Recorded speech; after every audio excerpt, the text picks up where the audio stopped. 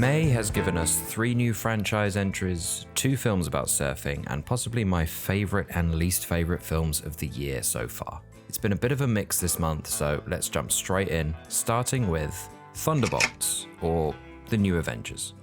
Marvel's latest and certainly greatest in some time. I made a full video on this when it came out, and looking back, I still think it's one of the best Marvel films we've had in a long time. It certainly recaptured a simpler, more straightforward style, a style Marvel has lost to excess over the years. There is much more flair and maturity to this one. It's a must-watch if you're a Florence Pugh fan, and what I didn't mention in my review is just how good Lewis Pullman is in this too. Even though this film ends in a typical Marvel fashion, I think the first 2 acts are some of the best they have put out in this phase, and it received a great response from fans and critics, but many publications have focused on the fact it's the 3rd lowest grossing film in the MCU, which is troubling because not only is it one of the best films I've seen in Phase 5, but I think it's much more in line with what they should be making. Definitely recommend checking this one out. Then next up, I watched The Surfer, another wacky, weird, but ultimately great Nicolas Cage film. This is some of the best cinematography of the month, and it's just an all-round mesmerizing watch. I really fell into a groove with this film and just let it take me on the ride. It doesn't quite reach the heights of films like Mandy, and Cage never fully flies off the handle, but it is still pleasingly weird and enjoyable in a way that only Nicolas Cage can provide. One of my absolute favorites of the month, and you can check out my full review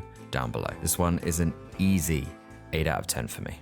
And then switching gears a little bit, I next saw The Uninvited. Now, the IMDb description for this film is a stranger crashes a party, sparking a comedy of errors and a reordering of life. I feel like that description both under and oversells the film in the same breath. It's a peculiar film, set entirely in and around one location, a house in the Hollywood Hills. It's a film focused on the past, it's very reflective, and despite some issues, I do think it builds towards quite a beautiful and profound final few scenes. It's got a pretty fantastic cast: Walton Goggins, Elizabeth Reeser, Pedro Pascal. Lois Smith is the standout though, as a woman who arrives at the party believing she is arriving home, but this isn't her house, and part of the plot here is figuring out why she's here. The film plays out from almost 2 perspectives. The couple at the center of this, played by Walton Goggins and Elizabeth Reeser, we spend a fair bit of time with each, and then as each one of them spends time with Lois Smith's character, she sort of acts as a vessel for them to rediscover their past and reaffirm their future. There are themes of belonging, motherhood, aging. It's all tinged with a bit of sadness and some bursts of comedy here and there, and as you might expect, lots of the relationships start to unravel, all the while Lois Smith's character remains lost amongst it all. And I did think the use of aura photography here was a great idea for this kind of character-driven drama, and I do think all the performances are great. I really liked the plucky soundtrack that sits behind it all, but the script didn't always work for me. It eventually started to win me over by the end, but its satirical nature didn't feel like it had much new to say. The fun here is in the performances. I'd give this one a 6 out of 10.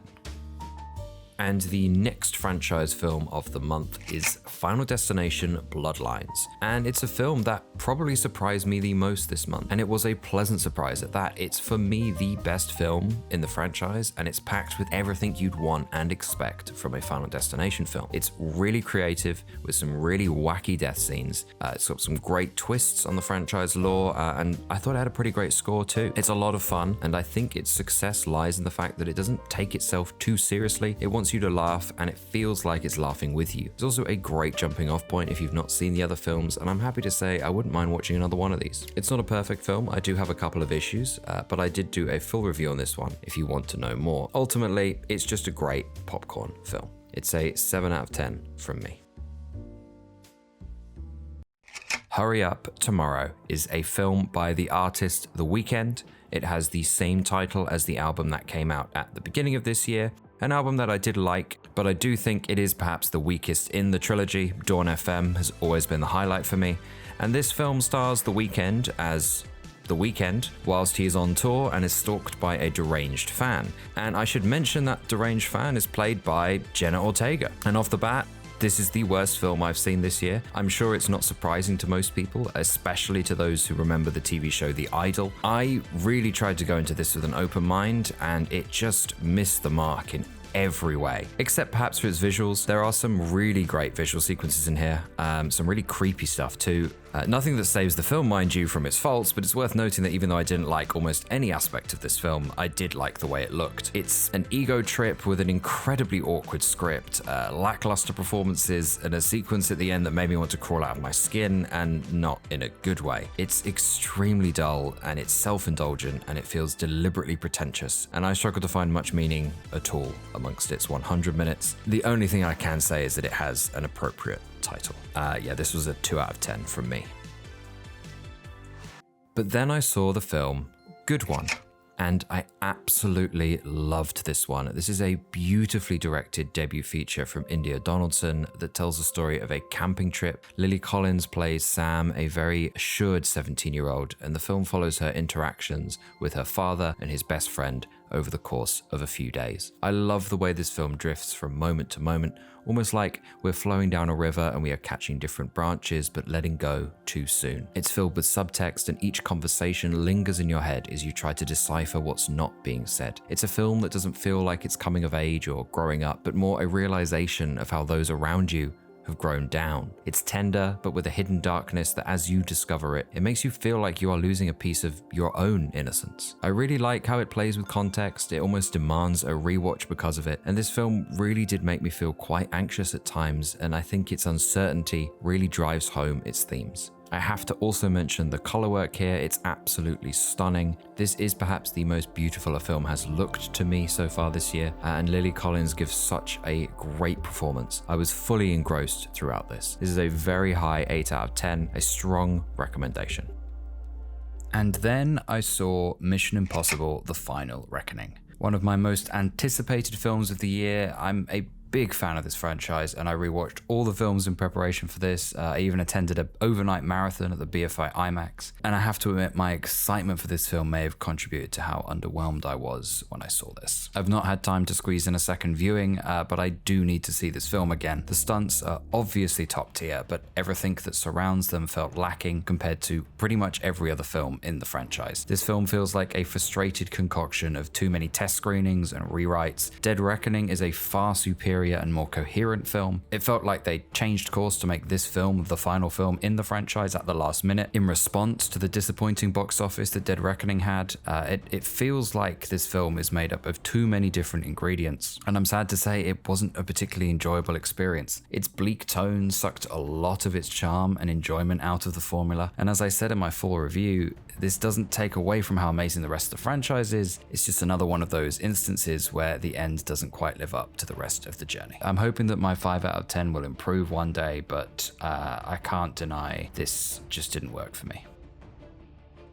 And then moving on to Lilo and Stitch. This is the 2025 remake of the 2002 classic Disney animation. It's one of my favorite Disney films, so I was quietly excited for this one, especially when I heard Chris Sanders was returning to voice Stitch. The Marcel the Shell with Shoes On director, Dean Fleischer Camp was directing. Marcel is actually one of my favorite films and one of my favorites of this decade so far, and I strongly recommend giving it a watch if you haven't seen it. It's a film that is overflowing with heart.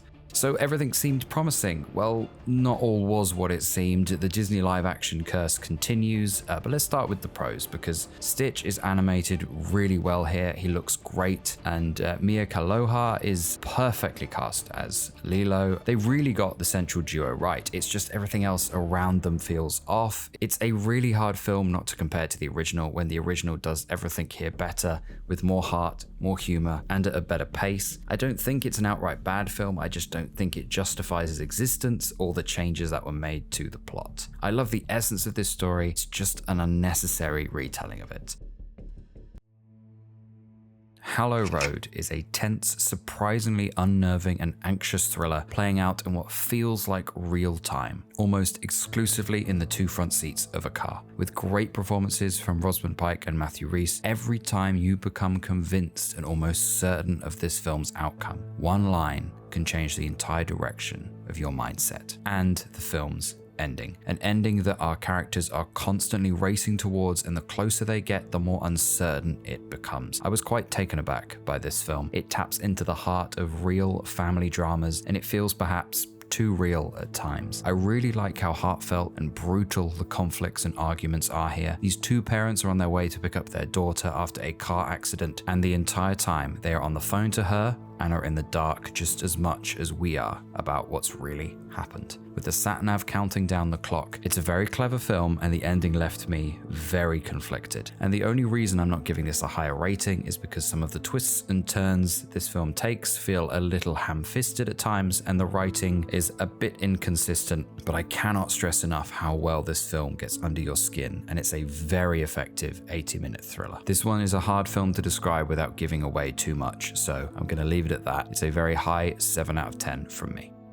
And next I saw The Marching Band, a film that tells the story of a conductor that has leukemia and needs a bone marrow donor. And it's because of this he discovers he has a brother. The film focuses on a few different plot points, but at the center of it, it's a beautiful family drama. It has some pacing issues and it tries to juggle a few too many moments, but what it arrives at is a wonderfully touching final scene. Music is rather lovingly woven into this film, and at times I love the expressive but subdued nature of it. It's tender, it's touching, and I left the screening with a big smile on my face. But to be honest, I don't really have much to say. I liked a lot of what was on display here, but I can't say it stayed with me like some of the other films I've seen this month. The musical moments are rather wonderful though. And then we arrive at The Phoenician Scheme. This is the latest film from Wes Anderson.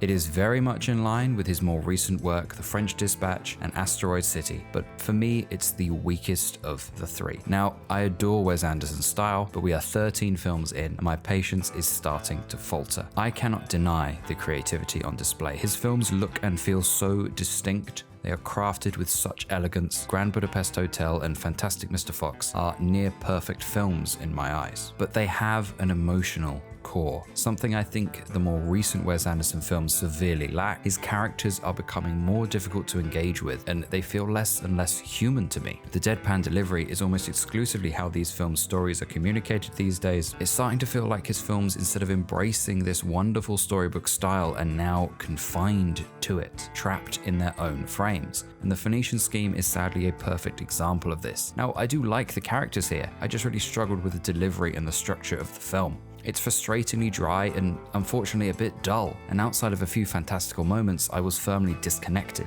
But Michael Cera is the film's saving grace. He's the funniest and most interesting character of the bunch, and I did enjoy watching him run away with this role. But outside of this, I think Wes Anderson's style might work better in a short film format these days. The Wonderful World of Henry Sugar, a short film he made back in 2023, is on Netflix. It is a perfect example of when his style elevates the story instead of hinders it. And at 40 minutes, it's much less exhausting. My recommendation is to watch that film instead of this one.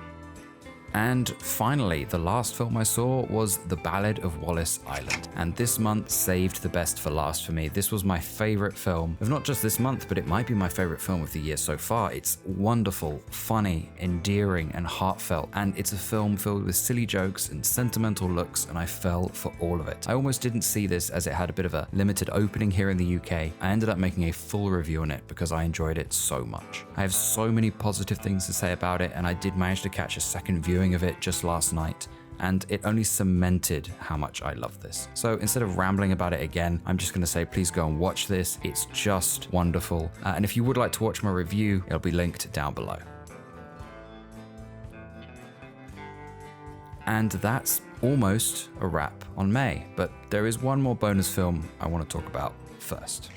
The Ugly Stepsister. This had a very limited theatrical run back in the UK in April, and sadly I missed it, but it's now out on Shudder, and this is a twisted take on Cinderella. It's a body horror quest for beauty, a film that sinks its teeth into the most extreme beauty rituals, and this is the first body horror film in quite some time, yes, the substance included, that I legitimately had to look away from. There is one sequence involving eyes in particular that was really hard to get through, and it's shot really well with some clever use of perspective. This film is not for the faint of heart and certainly not the squeamish. But horror aside, it's also funny at times, and it offers an interesting perspective on the classic fairy tale. I enjoyed a lot of this, well, as much as I could. It does suffer from some pacing issues, and I don't think it offers much new for this genre, and sadly, I think its more emotional moments don't land nearly as well as the horrific ones. It was a 6 out of 10 for me, a high one, but I think if you're curious, you won't be disappointed in this.